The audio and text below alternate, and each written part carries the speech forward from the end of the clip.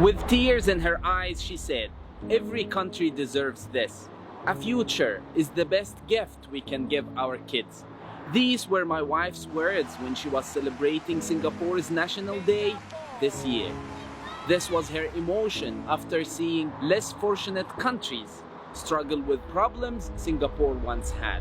The Singapore we know today wasn't always like this. Back in the 60s, there was racial tension that led to many deaths and hundreds of injuries. In the same period, Singapore became independent from Malaysia and had to decide its own fate. The economy wasn't stable, no natural resources, and many people had no jobs, housing, or formal education. Without solving these problems, it is more difficult for a nation to progress. So, how did Singapore do it?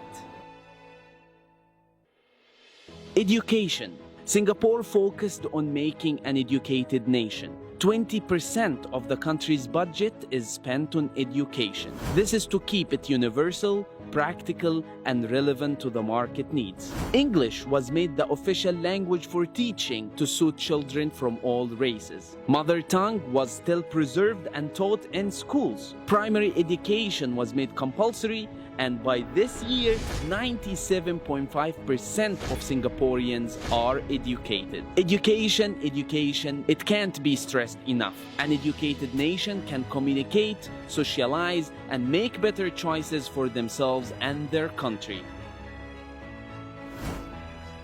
Housing.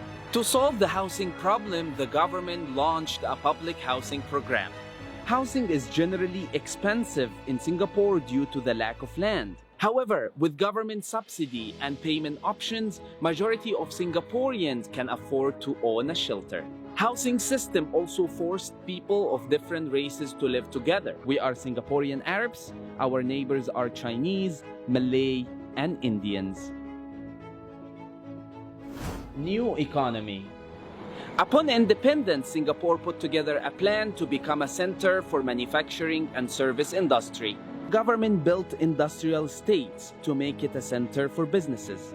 The service industry grew and attracted other investments that made the economy stronger and created more jobs for the people. Singapore today is home to one of the largest and busiest shipping ports in the world. It is the fourth richest country despite its small size and lack of resources.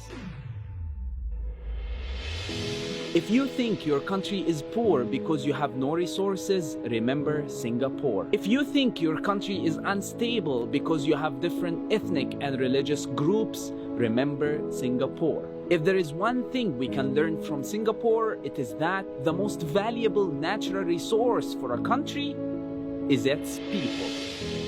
God bless.